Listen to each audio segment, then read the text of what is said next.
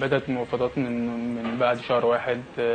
وقتها طبعا مضيت على طول على بياض، لان ده بيتي وكده، واي حد طبعا بيتمنى يلعب في النادي الاهلي. والله طبعا يعني ما اعتقدش ان اي حد بيبني شروط على النادي الاهلي، لكن طبعا النادي الاهلي حط حاجات اللي هي يعني بتضمن حقي، وبحترمها طبعا في كابتن عصام. بعتقد يعني ان كابتن عصام ساعدني كتير في الموضوع دوت، وبس يعني هو كابتن عصام بصراحه اللي ساعدني في الموضوع دوت، في موضوع العقد بتاعي، وكنت طالب شويه حاجات وهو ساعدني فيها يعني. والله تمسك نادي سموحه وكان مفاوضات نادي الزمالك. طبعا بحترم نادي سموحه جدا وبقدرهم جدا. لعبت معاهم 4 سنين، اتعلمت كتير، اتعلمت منهم كتير في ال4 سنين. نادي الزمالك طبعا نادي كبير، لكن انا طبعا فضلت ان انا ارجع بيتي النادي الاهلي.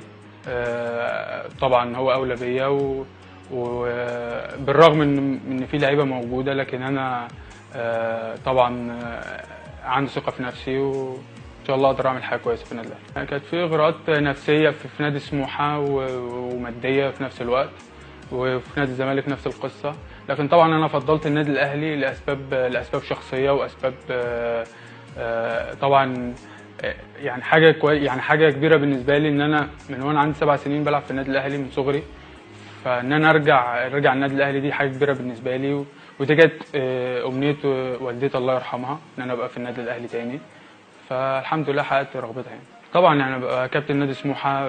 نادي سموحه نادي محترم، نادي مش صغير. لما ابقى كابتن فريق طبعا بتدي ثقه كبيره، وخدت خبره في خلال ال4 سنين ايام ما كنتش كابتن، وبعد كده بقيت كابتن فريق. طبعا بتدي خبره كبيره وفي وسط اللعيبه. لكن ان شاء الله الفتره اللي جايه بعد نادي سموحه النادي الاهلي مزيد من الخبره يعني ان شاء الله. طبعا كابتن حسام كلمني، وهو كابتن حسام هو اللي كان مصعدني من الناشئين ايام ما كان عندي 18 سنه، فاعتقد هو عارف امكانياتي كويس. فاتكلم معايا وقال لي انت عندك مركزين، بتلعب باك ليفت وبتلعب مساك، فاعتقد ان هو هيستخدمني في المكانين يعني بشكل كبير. وهو يعني وعدني بشكل كبير بالمشاركه. والله انا شايف يعني الثلاثه الموجودين ثلاثه على مستوى عالي جدا.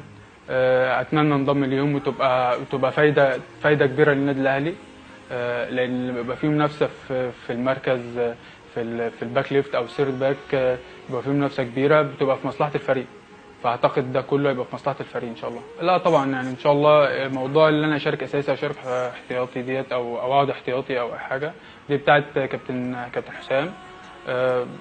احترم قراراته جدا، بس انا عندي ثقه فيه ان هو يعني هيديني الفرصه كامله ان شاء الله. والله انا عندي زمايلي كتير من سني وزمايلي اكبر مني برضو، بس انا كلهم زمايلي. انا عندي حسين السيد صاحبي، وعمرو جمال، احمد عادل عم منعم، محمد الشناوي الجون، سعد سمير، كلهم زمايل ليا، وفيهم ناس اصدقائي مقربين يعني قوي زي حسين وعمرو جمال. فبعتقد ان انا، وطبعا اسلام محارب وهشام محمد، فاعتقد ان مش هيبقى فيه صعوبه في ان انا ابقى في الدخول في وسطهم سهل. والله يا تربيه النادي دايما بتبقى ناجحه، يعني تربيه النادي الاهلي بتفرق جدا عن تربيه اي نادي تاني. بيبقى اللاعب عنده روح وقلب دايما في المكسب، يعني حتى في الانديه اللي احنا لعبنا فيها، يعني انا واسلام في سموحه وهشام في المقصه، كان دايما كل واحد فينا بيبقى عنده الرغبه في المكسب دايما، وهو دوت اللي النادي علمه لنا من صغرنا يعني.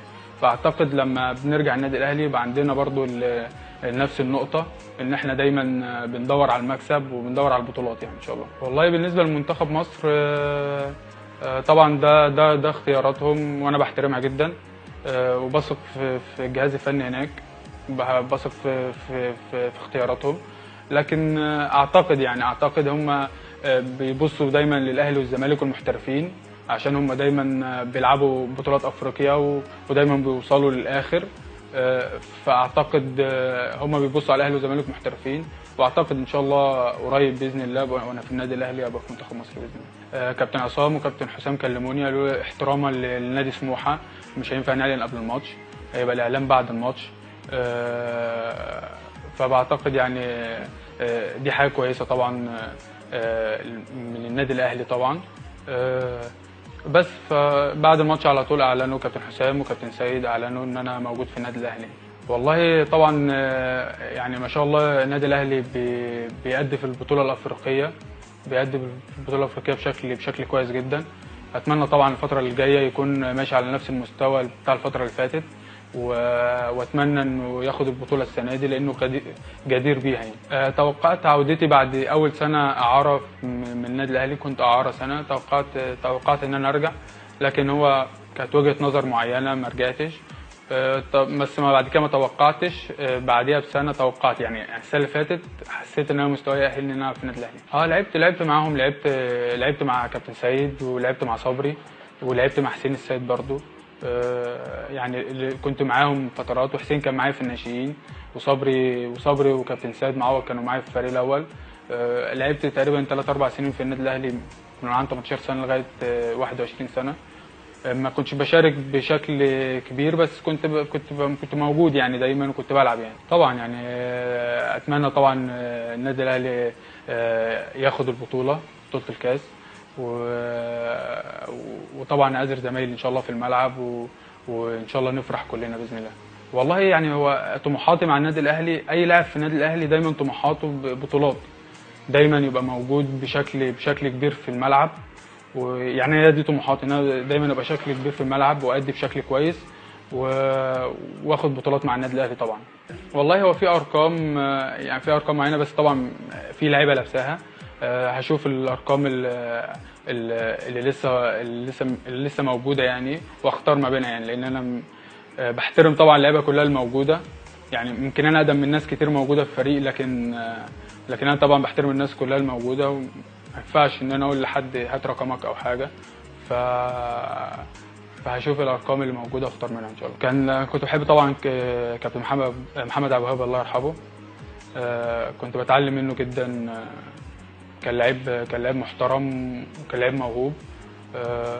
كنت بتعلم منه جدا.